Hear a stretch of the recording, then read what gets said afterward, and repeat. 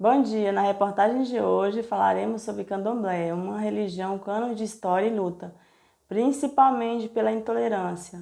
Segundo a pesquisa, em 2024, só na região sul do país, 1,48% da população gaúcha se declararam adeptos à religião do Candomblé.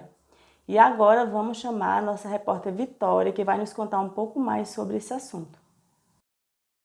Olá, bom dia, tudo bem? Estamos aqui hoje no terreiro de Candomblé para entender um pouco mais sobre essa religião e abordar preconceitos que sofremos e vemos até hoje na nossa sociedade. Para nos ajudar nesse processo, temos aqui o Babalorixá Elber, sacerdote religioso local. Olá, bom dia, Elber. Olá, bom dia, Vitória, como vai? Bom dia a todos. Você pode me falar um pouco mais sobre você e sobre a sua experiência de vida? Então, vamos lá, né? Vou falar um pouquinho de mim. Eu me chamo Elber Amorim, eu sou nascido na cidade de Salvador, na Bahia. Eu sou nascido dentro de uma família que é pertencente à religião do Candomblé, de matriz africana, e não fugindo a essa regra, cresci e me criei dentro dessa vivência de terreiro de Candomblé, né? E mudei para a cidade de Brasília mais ou menos com 13 para 14 anos de idade, de onde me encontro até o dia de hoje, né? E dentro dessa minha vivência e ao longo da vida, eu tive toda uma preparação, passei por todos os processos iniciáticos dentro da religião e dei continuidade, galgando os degraus de formação espiritual e cumprindo a missão a qual fui designado pelo Sagrado. Fundei esse terreiro, que chama-se Liaxé Genolofaumim, que significa Casa de Forças do Senhor Caçador das Águas, né? E estou à frente desse terreiro há 22 anos, dando continuidade a esse legado religioso ancestral. E acredito que mais ou menos isso me resume enquanto religioso. Você pode me falar um pouco também sobre a origem do Candomblé? Claro, posso sim. O Candomblé é uma religião de matriz africana, né? Portanto, uma religião que migrou-se para o Brasil, né? Através dos navios negreiros que transportavam escravos trazidos da África, e junto com esses escravos vinham toda uma realidade deles de crença, de fé, de religião, que eles já traziam de sua cidade natal de origem e trazidos para o Brasil, especificadamente em alguns pontos, como Bahia, como Pernambuco, né? Não só o Brasil, mas também Cuba, um outro país, e aí chegando e se instalando, e esses negros, para continuar mantendo viva a sua fé e sua religiosidade, como era um país estranho para eles, e onde a predominância religiosa era o catolicismo, eles precisavam se macular, se esconder através dos santos da Igreja Católica para estarem conseguindo professar a sua fé de forma discreta. E daí nasce o sincretismo, né? Que é nada mais, nada menos do que essa conciliação dos orixás do Candomblé com os santos da Igreja Católica. Uma vez que eles eram proibidos terminantemente de expressar a sua fé se não fosse numa visão católica, né? Então, se originou daí, a religião do Candomblé chegou ao Brasil daí. Logum Edé é o patrono local. Quem são os orixás? Quem é o deus do Candomblé? Então, meu amor, deixa eu esclarecer isso para vocês. Logoedé, assim como os outros orixás, eles, de acordo com o terreiro, o orixá que ganha uma notoriedade de patrono daquele terreiro, daquele espaço, por ser o orixá que foi consagrado naquele dirigente, naquele sacerdote. Então ele passa a cobrir toda aquela comunidade, todos os membros, e por isso se torna orixá patrono daquele axé, daquele terreiro, né? Logoedé, assim como Ogum, como Exu, como Oxóssi, como Xangô, como Oyá, como Oxum, Iemanjá, enfim, uma diversidade de orixá. Eles compõem um panteão de divindades regidas por Olodumare.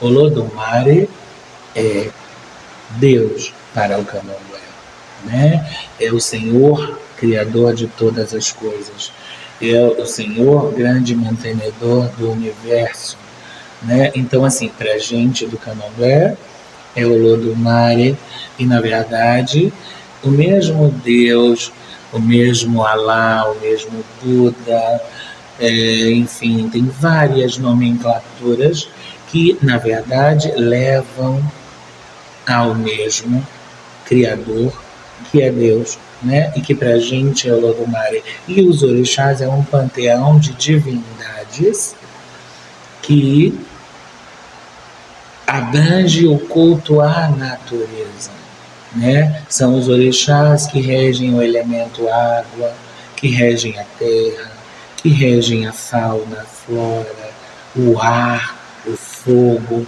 os elementos da vida.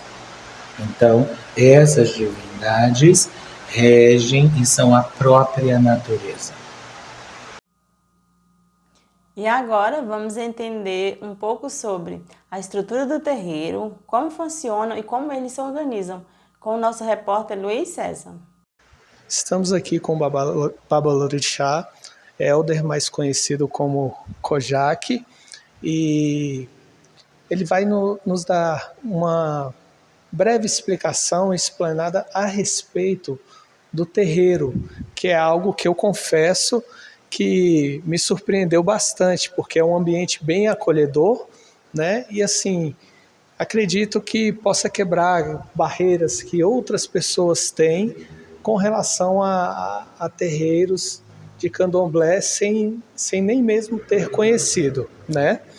Então, eu gostaria que o senhor desse uma explanada para a gente a respeito de tudo que nós estamos vendo aqui. Sim, sim. Vamos lá, então. Conforme eu já havia mencionado anteriormente, esse espaço aqui é um espaço onde acontece as festividades públicas religiosas, aonde a comunidade do terreiro recebe visitantes, recebe dirigentes de outros terreiros, membros de outros terreiros, para que juntos possamos louvar e comungar do mesmo propósito, que é o nosso sagrado, os orixás. Então, neste salão, por exemplo, eu posso estar mostrando para vocês uma das coisas que tem uma importância muito grande, que são os atabaques que se encontram aqui por trás dessas cadeiras. Inclusive, se você quiser dar a voltinha ali e filmar para pegar eles melhor, né? Esses atabaques, eles são de muita importância dentro da religião do candomblé, né?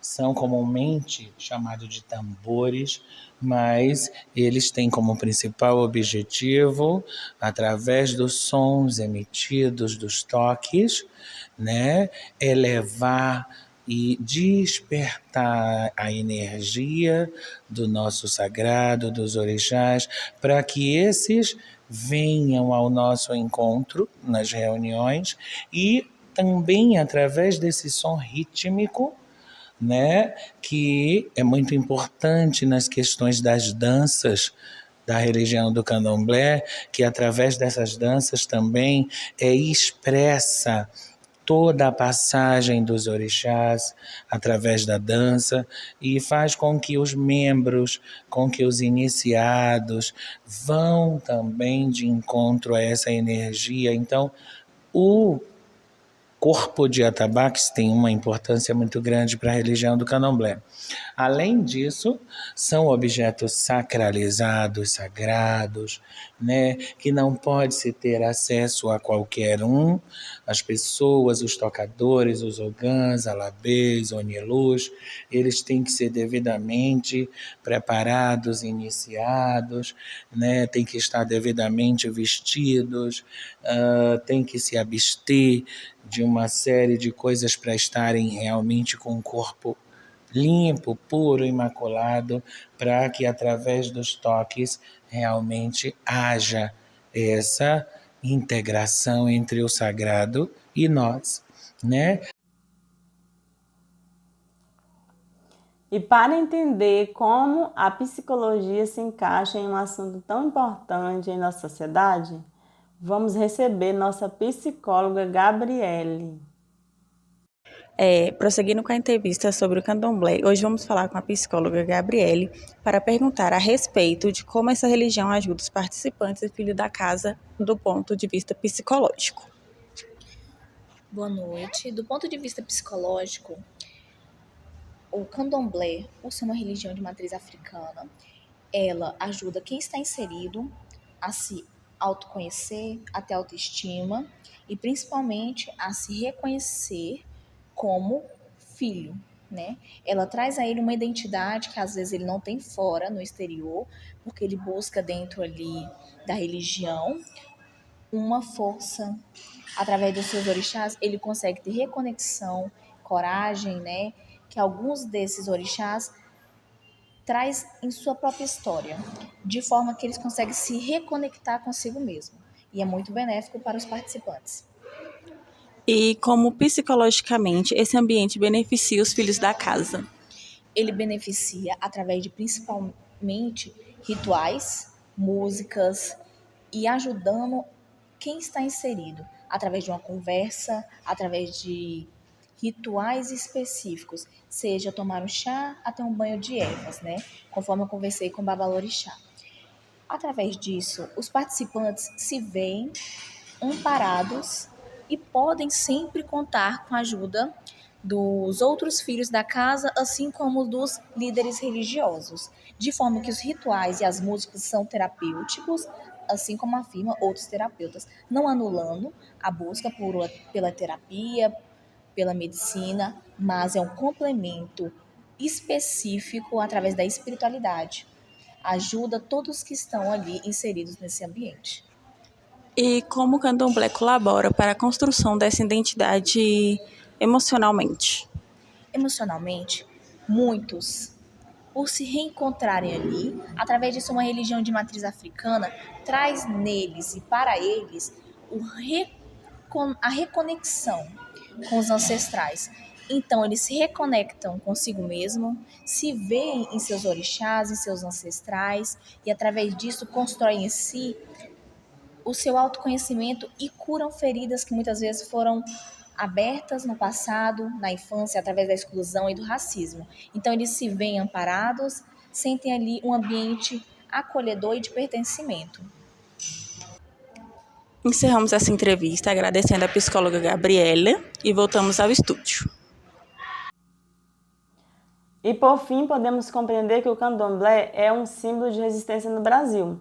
Além de caráter religioso, essa religião é um elemento cultural e é um exemplo de preservação de sua história, diante de tanta intolerância religiosa. Boa noite e obrigada.